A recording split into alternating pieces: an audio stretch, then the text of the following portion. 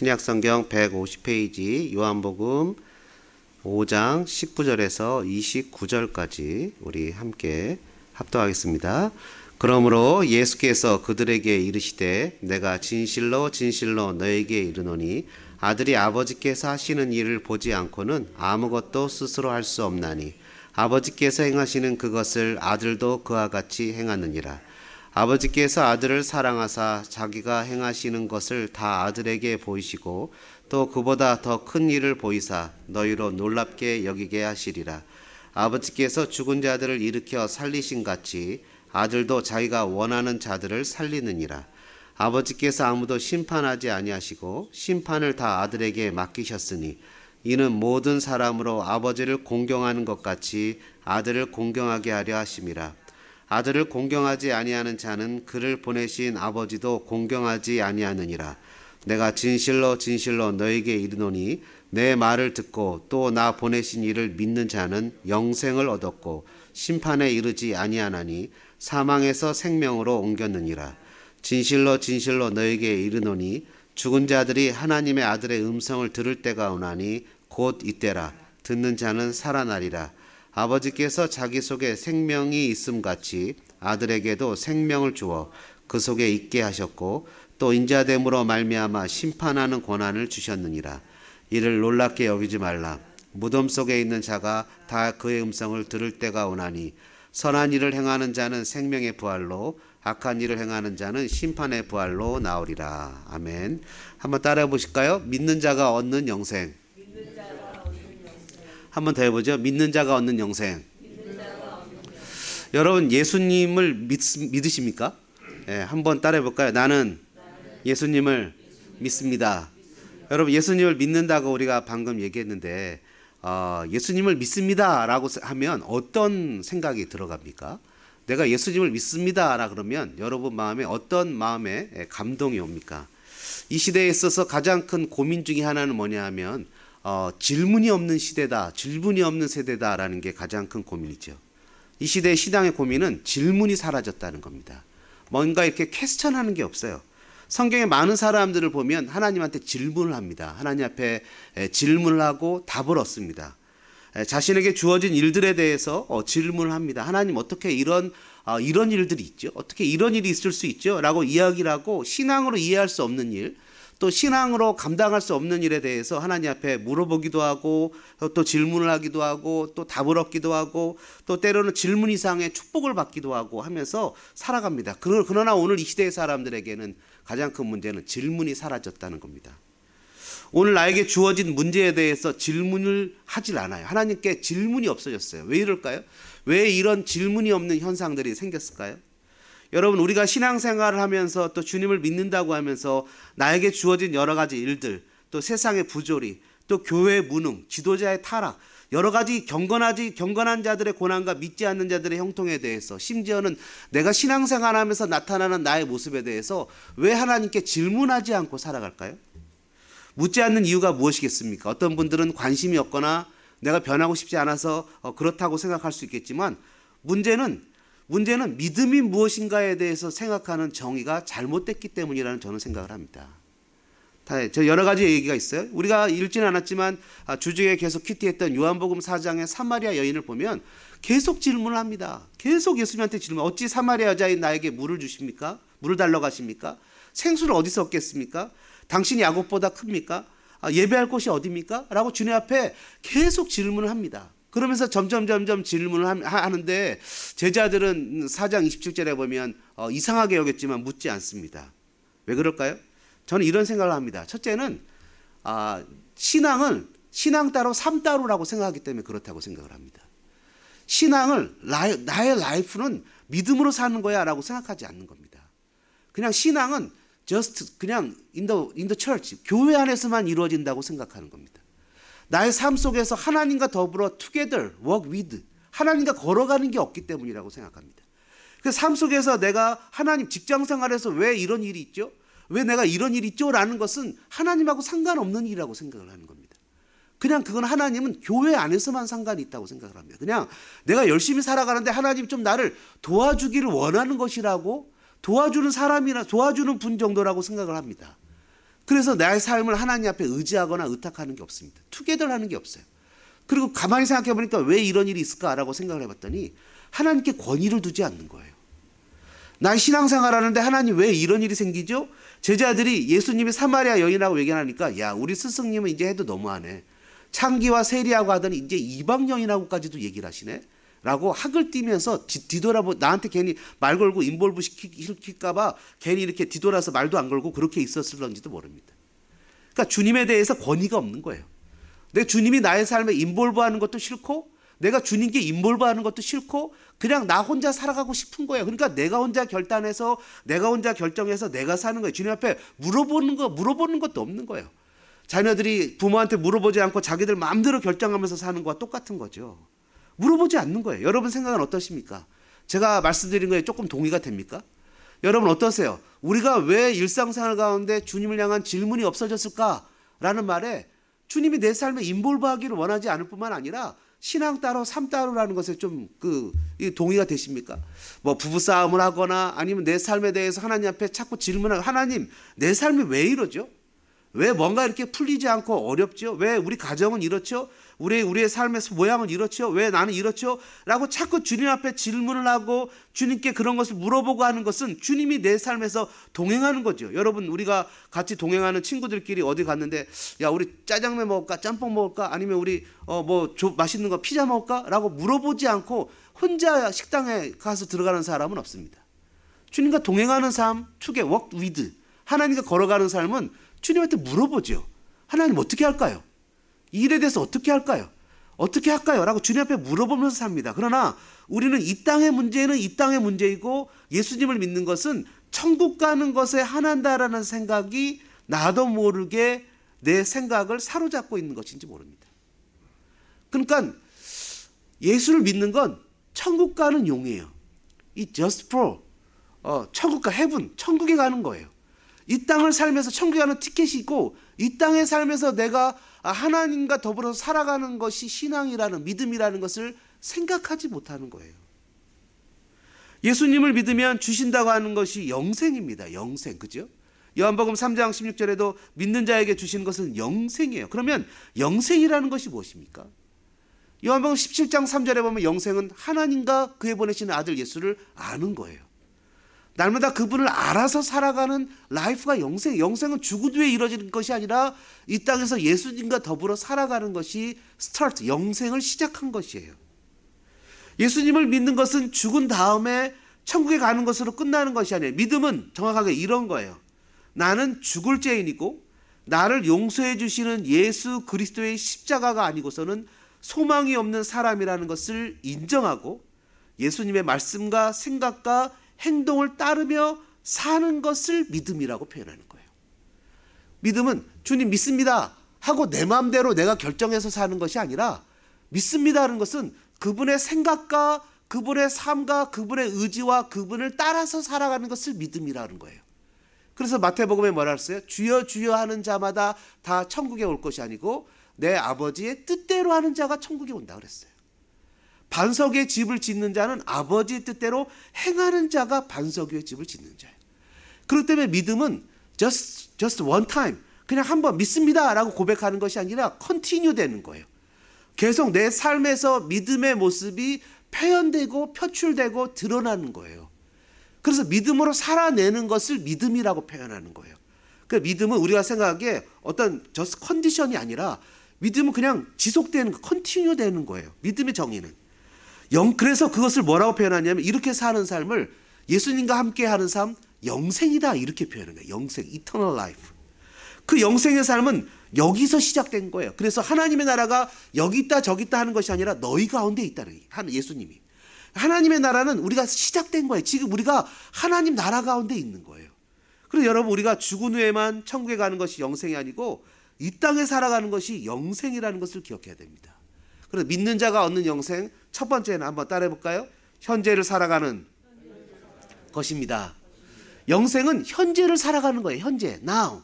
현재를 우리가 살아가고 있는 것이 영생이라는 거예요. 여러분 요한복음 3장의 니고데모의 사건은 너무너무 중요한 사건입니다.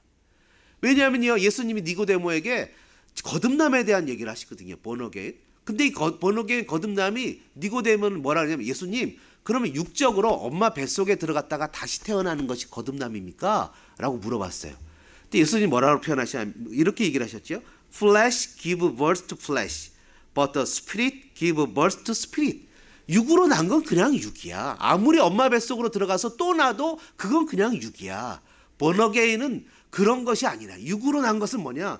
예수님은 물과 성령으로 난 것이야. 물과 성령, 사람 엄마 뱃속에 들어갔다 나는 것이 아니라 물과 성령으로 난 것은 뭐냐면 육으로 난 것은 아담 이후의 삶. 하나님한테 범죄해서 예수를 믿기 전에 예수님을 믿고 회개해서 주님을 믿기 전에 life를 육의 삶이라고 표현하는 거예요. flesh. 그것을 아담 이후의 삶, 아담의 저주가 계속 흘러내려오는 삶. 다시 얘기하면 엉겅퀴를 내고 수고하고 땀을 흘리고 정령 죽어야 되는 삶, 하나님과 분리된 삶, 그것을 육적인 삶이라 그러고 물과 성령으로 거듭났다는 것은 에스겔서 36장에 있는 말씀대로 물을 뿌려 정결케 되고 우리 마음에 성령을 두는 예수 그리스도를 믿어서 예수님을 따라 사는 삶, 그것이 물과 성령으로 거듭난 삶이에요. 그러니까 이 삶은 완전히 구분되는 삶이에요. 육의 삶은 뭐죠? 육의 삶은 성경은 너무나 명확하게 얘기해 주고 있어요. 여기 육의 삶은 갈라디아서 5장 19절에 보면 육의 삶은 현저하다 그랬어요. 음행, 더러운 것, 호색, 우상 숭배, 술수, 원수 맺는 것, 분쟁, 시기, 분냄, 당짓는 것, 분열, 이단, 투기, 술 취함, 방탕, 이런 것들이에요. 그러니까 육적으로 살아가는 거, 내 육신대로, 내 욕심대로 살아가는 모든 삶을 육적인 삶이라는 거예요. 그래서 성경에 갈라디아서 뭐라 했어요? 로마서 얘기했죠. 육으로 살면 정령 죽으리니. 육으로 살면 죽는단 말이죠. 육으로 살면. 그러면 우리가 어떻게 영으로 사는 거죠? 영으로 사는 것은 갈라디아서 5장 24절의 말씀처럼 그리스도 예수와 함께 정욕과 탐심을 십자가에 못 박은 거예요. 그러니까 영생의 삶은 뭐냐? 이 땅에 육으로 살던 삶을 멈추고 이제는 하나님을 향한 삶을 살아가는 거예요. 육신으로 삶을 멈추고 이제는 영으로 살아가는 거예요. 다시 한번 예수님을 믿기 전에 추구했던 삶들을 십자가 앞에 다 내려놓고 회개하고 오직 나의 살 길은 예수님밖에 없음을 인정하고 고백하고 주님을 따르는 사람의 삶, 그것이 영생의 삶이에요. 갈라디아에서 표현을 따르면 이것은 성령을 따라 행하는 삶이에요. 요한복음의 표현을 따르면 하늘에 속한 자의 삶이에요. 창세기에 있는 아브라함의 삶을 표현하면 본향을 향해 가는 삶이에요. 본향, 원래 우리의 본향. 이것이 바로 이 땅에 사는 현재를 영생을 살아가는 삶이에요. 영생은 죽어서 천국에서만 이루어지는 것이 아니라 이 땅에서부터 예수님을 믿을 때부터 시작하는 삶입니다. 여러분, 예수님은요 결코 사람의 인기에 영합하면서 살지 않았어요.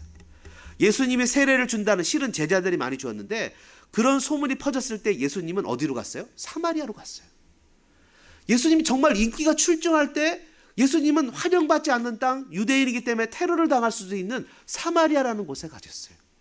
사마리아 여인이 예수님 때문에 회심하고 수많은 사람들이 예수님의 말씀을 듣고 믿음을 가졌을 때 예수님은 야, 사람이 선지자가 고향에서 인정받지 못한다 하고 그 인기 있는 장소를 놔두고 또 인정받지 못하는 고향으로 가셨어요. 그리고 나는 그 중에서 또 떠나서 유대 땅으로 가셨어요. 예수님은 언제나 사람의, 이 요한복음 2장에 나오죠. 사람에게 의탁하지 않으시고 언제나 예수님은 하나님 나라를 추구하면서 살았어요. 하나님의 뜻이 무엇이지? 하나님이 기뻐하는 것이 무엇이지? 내가 편하고 내가 즐겁고 내가 원하는 것, 그러니까 내가 무엇이든지, 그러니까 내 위주의 삶을 살아지 않았어요. 주님은 소명을 따라 살아갔어요. 주님은 현재의 삶의 소명, 하나님이 나를 부르시는 콜링을 따라서 살아갔어요. 내 마음의 즐거움과 내 마음의 행복함과 나의 삶의 유익을 향해서 살아가지 않고 주님은 하나님이 부르심의 부름을 반응하면서 살아갔어요. 근데 이 땅에 살아가는 사람들이 얼마나 많이 자기 삶에 매여서 살아갑니까? 여러분, 군인으로 부른 사람은, 군대에 얽매인 사람은 자기를 부른 자를 즐겁게 하는 것이지 내 삶에 얽매인 것이 아닙니다. 내 편하고 내 즐거운 거, 내 행복하고 내가 원하는 곳을 가는 것이 아니라 주님이 부르시는 부름을 따라가 살아가는 삶이 바로 영생의 삶입니다. 여러분, 베데스다 운물가에 38년 된 병자가 있습니다. 이 사람을 고친 것이 안식일입니다. 안식일에 고친 것이 또 문제가 되는 것이 아니에요. 뭐가 문제냐면 그 사람이 자기의 자리를 들고 걸어가라고 한 것이 문제가 됐어요. 여러분, 유대인들의 고민이 있었습니다. 유대인들은 안식일날 하나님이 쉬신다고 생각을 했어요. 근데 문제가 터졌어요. 무슨 문제가 터졌냐면 안식일에도 악일을 낳아요. 생명을 주시는 분은 하나님인데 하나님이 일을 하시는구나. 그래서 고치는 건 괜찮아요. 안식일날 죽기도 해요. 하나님이 영혼도 데려가시는구나. 안식일날 하나님이 일을 한다는 것을 인정을 했어요. 근데 자리를 들고 걸어가는 것을 인정을 못하는 거예요. 여러분, 그런데 예수님이 자리를 들고 걸어가라 했어요. 절망에 빠지고 좌절에 빠져 있어 그 고통 가운데 있는 사람들을 살리신 그 예수님은 그 살림 때문에 죽는 일을 경험하게 됐어요. 바로 오늘 본문의 앞장면에 보면 그 예수님은 바로 그것 때문에 죽이고자 하는, 뭐라고 써 있습니까? 이 일로 말미암아 예수님을 죽이려고 하는, 18절에 더욱 예수를 죽이고자 하는, 이렇게 써 있어요. 부당한 일들, 공정하지 못한 일들, 내가 분명 무엇인가를 사람에게 이익을 주고 그 사람에게 사랑을 베풀었는데 나에게 돌아오는 결과는 처참함이고 속상함이고 또 억울함이고 안타까움이다. 내가 무엇인가를 저 사람에게 최선을 다해서 주었는데 그 사람이 나에게 주는 것은 상상하지 못한, 그러니까 가해자는 웃고 있고 피해자는 울고 있는 부당한 일들, 공정하지 못한 일, 심지어 이 그 베데스다에서 38년 된 병자가 고침을 받았을 때 누가 자기를 고쳤는지 모릅니다. 유대 당국 사람들이 누가 너를 고쳤냐, 안식일날 어떻게 이런 일을 했느냐라는 것을 자기의 그런 자기가 그런 일을 하지 않고 그런 것을 면피하기 위해서, 면죄받기 위해서 예수님을 고발하죠. 자기를 고쳐줬는데 예수님, 저 사람이 나를 안식일날 고쳤다고 고발합니다. 여러분, 하나님의 영생이 예수 그리스도를 통해서 자신의 능력으로 도저히 고침받을 수 없는 그 경쟁 구도 속에 있는 38년 된 병자를 고쳤는데 그 사람이 은혜를 갚을 생각은 하지 않고 해꾸지를 한다는 거예요. 성도가 이 땅에서 시간과 공간에서 하나님을 섬기며 예배하며 하나님 나라의 백성으로 영생의 삶을 사는 것으로 말미암아 유대인들이 핍박을 한다. 예수님을 박해를 한다는 거예요. 예수님 뭐라 그랬어요? 나를 따라오는 사람은 핍박을 받는다고 얘기를 했다고요. 어떤 핍박입니까? 영적인 핍박이죠.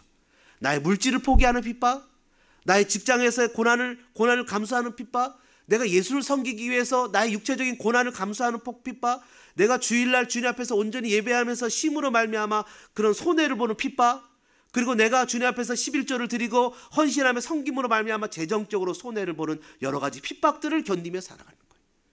주님의 영생의 삶을 살기 때문에 나는 육에 속한 사람처럼 살아가지 않는다는 거예요. 여러분, 그런 삶을 살아가는 거예요. 여러분, 지난 금요일 날 이게 녹화되는군요. 얘기하면 안 돼요. 녹화하면 안 돼. 얘기하면 안 돼. 영생은 현실을 그리스도인으로 살아가는 거예요.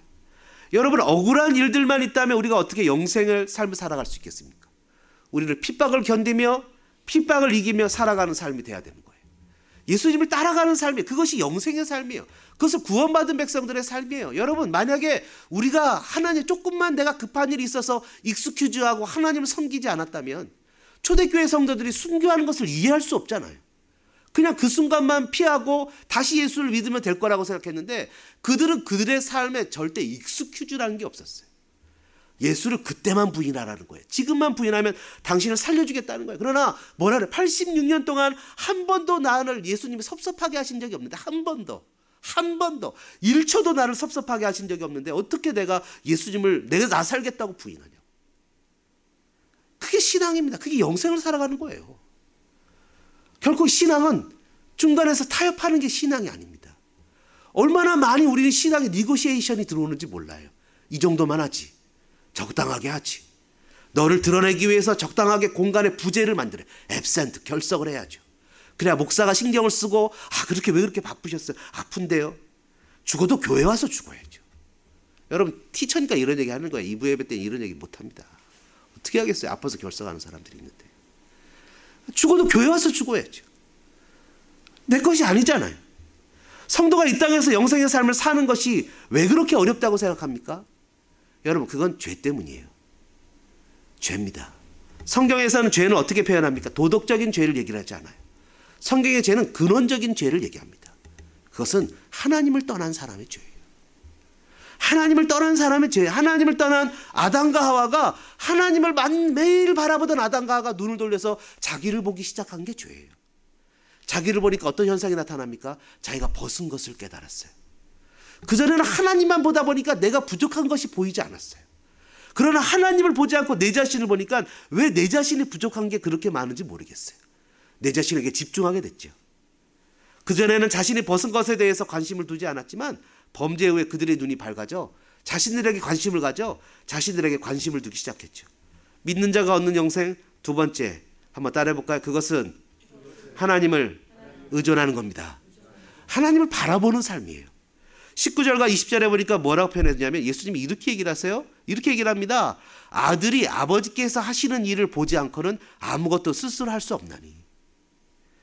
아버지께서 아들을 사랑하사 자기가 행하시는 것을 다 아들에게 보이시고, 여러분 하나님 앞에 집중하고 하나님을 바라보고 하나님 앞에 살아가는 삶이 영생의 삶을 살아가는 겁니다. 자기에게 집중하는 삶이 아니에요. 여러분 요한복음 1장 1절 말씀 아시죠? 태초에 말씀이 계시니라. 이 말씀이 하나님과 함께 계셨으니, 함께라는 단어는요 with, 메타가 아니에요. toward. 하나님 함께 toward 플러스라는 단어예요. toward, 그를 향해서 그와 함께. AT 로버슨이라는 말은 그 말씀은 하나님과 얼굴을 맞대고 계셨다라고 번역합니다. 또 바실 아키스라는 사람, 그 말씀은 하나님이라는 고향 안에 계셨다 이렇게 번역합니다. toward, 하나님과 함께 계셨다. 이거는 하나님과 둘 사이에는 뗄래야 뗄 수 없는 그 하나님과의 친밀함, intermediate. 하나님 앞에서 하나님을 향해서 하나님을 바라보며 있었다. 요즘에 그 인기 있는 게 뭐예요? 그 밥 잘 사주는 누나? 달달한 드라마가 아주 인기에서 뭐 손혜진이, 전사님 모르죠? 이 영무로 사는 사람은 모르는 거야. 우리 같이 육으로 사는 사람들은 뭐지 이게. 그래서 손혜진하고 젊은 친구하고 뭐 맨날 뽀뽀하고 뭐 이런 거 보면서 밥 잘 사주는 누나 얼마나 달달합니까? 계속 쳐다보고 뽀뽀만 하고 쳐다보고 뽀뽀. 이 인티미디에 친밀함이죠. 사람에게 있어서 가장 친밀한 건 키스 아닙니까? 그 사람과 나 사이에 가장 친밀한 건 키스예요. 그 시편에 뭐야? 그 아들에게 입맞추라 이런 표현도 나오잖아요. 그러니까 이게 toward, 그를 향했다는 거예요. 하나님과 아버지가 이런 친밀한 가운데 아버지가 나에게 보이시지 않은 것은 내가 하나도 행하지 않는 것이 없는 거예요. 내가 하는 것은 다 아버지가 나에게 보이신 거예요. 안식일 날 38년 된 베데스다의 그 안식일 날 병자를 고친 것은 내가 그냥 갑자기 지금 한 것이 아니라 원래 아버지께서 아버지께서 하셨던 일이라는 거예요. 생명을 살리시는 일은 원래 아버지께서 하셨던 일이었기 때문에 내가 그냥 뚱딴이같이 뚝딱 나타나서 나를 드러내기 위해서 한 것이 아니라 아버지가 원래 하셨던 일을 내가 한다는 거예요. 그런 거예요. 그래서 또한 요한복음 1장 18절에는 예수님을 아버지의 품속에 있었다 이렇게 표현하잖아요. 아버지의 품속에. 여러분 저와 여러분들의 말씀처럼 예수님과 하나님 간의 친밀함을 얘기해요. 요한복음 16장 17절에도 뭐라 그래요? 아버지와 아들과 성령이 하나인 것처럼 저들도 우리랑 하나가 되게 하여 주옵소서. 여러분 영생은 뭔지 아십니까? 하나님을 바라보며 사는 삶을 영생이라고 그러는 거예요. 영생. 운전할 때 옆에서 가끔 가다 이렇게 막 커브길 돌고 언덕을 지나갈 때 운전하는 사람이 이야 멋있다 그러면 야 옆에 보지 말고 너는 운전만 해 내가 볼게 이러잖아요. 그런 거와 마찬가지로 하나님만 바라보고 살아가는 삶은 살아가는 거예요. 그 전에 자기가 살던 삶의 방향에서 방향이 바뀌어 이제 하나님을 바라보는 거예요. 여러분 예수님을 딱 믿으면 매일 먼저 나타나는 현상이 머리띠에 이렇게 환이 딱 나타납니까? 그렇지 않아요. 양쪽 이렇게 겨드랑이에서 이렇게 날개가 튀어나와서 천사가 됩니까? 그렇지 않아요. 옛날에 막 급하던 성격이 막 급하지 않는 느긋한 예수님다운 성품으로 바뀝니까? 그렇지 않아요. 뭐가 바뀝니까? 방향이 바뀌는 거예요. 그전에는 내 중심으로 나만 바라보고 내가 이걸 해야지, 이걸 해서 이렇게 성공해서 이렇게 해야지, 내가 이렇게 플랜을 짜야지, 이렇게 살아야지 했던 모든 것이 방향이 바뀌어서 이제는 하나님을 향해서 살아가는 사람들이 되는 거예요. 뒷서머에 어떻게 살아요? 넥스 이어에 어떻게 살아요? 내일은 어떻게 살아요? 다 내가 계획하고 내가 플랜을 짜서 나를 위해서 살던 삶이 이제 방향이 다 바뀌어요. 하나님 내가 주를 위해서 살겠어요. 위튼 컬리지를 졸업했던 그 엄청난 사람들이 어딜 가요? 저 그 코스타리카인가요? 거기 가서 선교사로 가요. 나를 위해서 살던 사람들이 내 삶의 방향이 바뀌어요. 나를 위해서 살던 사람들이 내 삶의 완전히 방향이 바뀌어요. 그래서 요한복음 2장 24절에 뭐라 그래요? 예수님은 친히 모든 사람들을 아시기에 자신을 사람에게 의탁하지 않으셨다고 얘기를 해요. 사람에게 의탁하지 않았어요. 제자들의 말도 듣지 않았어요. 예수님이. 그렇더니 예수님이 요한복음 15장에 가서 제자들에게 뭐라고 표현하냐면 너희들을 더 이상 종이라고 하지 않고 내 친구라고 하겠다는 거예요. 왜요? 방향이 바뀌었어요. 이제 예수님을 보기 시작했어요. 시편 73편 28절 But as for me, it is good to be near God. 하나님께 가까이 감이 내게 복이라. 하나님을 향하여 가는 게 복이에요. 여러분 오랜 세월 교회 생활을 했어요. 오랜 세월 동안 교회를 다녔어요. 그 오랜 세월 동안 교회를 다녔는데 조금만 자기한테 손해가 되는 일이 있으면 그냥 교회를 떠나거나 삐지거나 심지어 제자 훈련도 받고 1대1도 받고 여러 가지 프로그램을 다 했는데도 불구하고 뭔가 속상하고 억울한 일이 있으면 그냥 팅 토라져서 교회를 떠나요. 왜 그러죠? 하나님하고 친밀하지 못해요. 하나님하고 관계가 없어요. 하나님을 몰라요.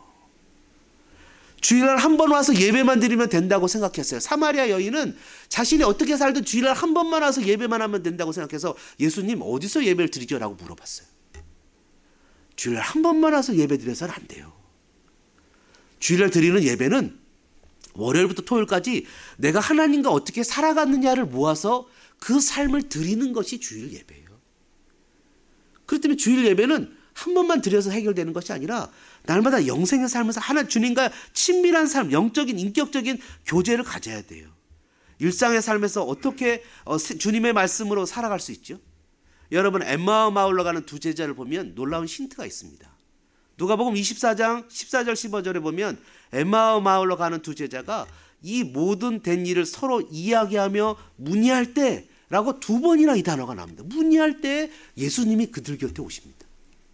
예수님은 예수님의 얘기를 하고 예수님의 말을 하고 예수님을 문의하고 예수님을 생각할 때 그 자리에 계십니다. 두세 사람이 내 이름으로 모인 곳에 내가 함께 하겠다고 얘기하셨잖아요. 우리가 어떻게 뭐 보바를 먹을까, 뭐 닭고기를 먹을까, 치킨을 먹을까 이럴 때 계신 것이 아니라 예수님의 얘기를 하고 예수님으로 고민하고 예수님을 큐티를 하고 묵상을 하고 나눌 때 예수님이 내 얘기를 하네? 아, 얘들이 내 얘기를 하고 있네? 하면서 그 자리에 계십니다. 뭐라 그랬어요? 복이 있는 사람은 주야로 하나님의 말씀을 묵상하는 자가 복이 있는 거예요. 그때 주님이 우리랑 함께 계세요. 일상에서 성경 말씀을 통해 묵상하고 기도하고 주님을 생각하고 주님과 친밀하게 될 때 주님이 우리의 삶에 가까이 오시는 거예요. 여러분 38년 된 병자가 고침을 받은 베데스다라는 곳은 은혜의 집이라는 곳입니다. 은혜의 집. 은혜의 집 뭔지 알죠? 은혜라는 애가 사는 집이 아니라 grace, God's grace. 하나님의 은혜의 집이에요. 근데 거기에 1년에 한 번인가 천사가 이렇게 나서 물을 동하면 그것은 은혜의 집이 아니라 경쟁의 집. 옆에 있는 친구를 밀치고 옆에서 같이 식사를 나눴던 친구를 밟고 먼저 그 물에 뛰어 들어가야만 낫는다고 생각했던 집이 그 집이에요. 주님은 그들의 방법으로 그를 고치지 않았어요. 주님을 바라볼 때 주님의 방법으로 고쳤어요. 여러분 주님을 바라볼 때 그제서야 누가 보이기 시작합니까? 이웃이 보이기 시작해요. 나 혼자만 낫겠다고 나 혼자만 살겠다 그러면 이웃이 보이지 않아요. 아픈 게 보이지 않아요. 내가 죽게 생겼는데 누구를 돌아봐요. 근데 내가 죽게 생겼지만 주님을 바라보게 될 때 어떤 현상이 나타납니까? 아픈 이웃이 보이기 시작해요. 내가 더 아픈데 실은. 내가 더 아프잖아요. 내 가정이 더 힘들고 내가 살아갈 모양이 더 힘들잖아요. 그런데 내가 그렇게 될 때 이웃이 보이기 시작해요. 애들이 보이기 시작해요. 아, 얘네가 아픈 애들이구나. 얘네가 삶이 힘든 애들이구나. 나 죽겠다고 생각했는데 하나님을 바라보면서 아이들을 바라보니까 그제서야 아이들이 울고 있는 게 보여요. 그제서야 프레주로 아이들이 보여요. 그제서야 성도들이 주님을 향해서 막 그냥 어떻게든 살아가려고 애쓰는 성도들의 안타까운 모습이 보여요. 그전에는 막 야단치고 똑바로 살아라, 믿음으로 살아라 이렇게 막 야단을 치었는데 이제 하나님을 바라보기 시작하니까 성도들이 하나님을 향한 믿음으로 시당을 견디기 위해서 정말 애절하게 애쓰는 모습들이 보이기 시작해요. 그 모습 자체로 하나님 받아달라고 기도를 하죠. 그래서 야단을 치고 정죄하던 모습에서 이제는 주님 포도주가 없습니다 라는 모습으로 바뀌기 시작하는 거예요. 여러분 한센병, 문둥병이죠.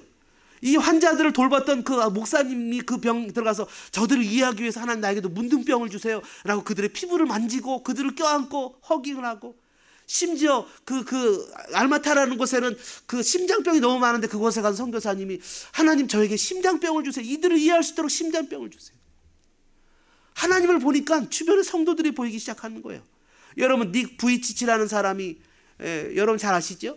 닉 부이치치 삶은 여전히 아름답다라는 책에서 이렇게 썼어요. 그렇다. 소망을 잃어버리는 것은 팔다리를 잃어버리는 것보다 훨씬 치명적이다.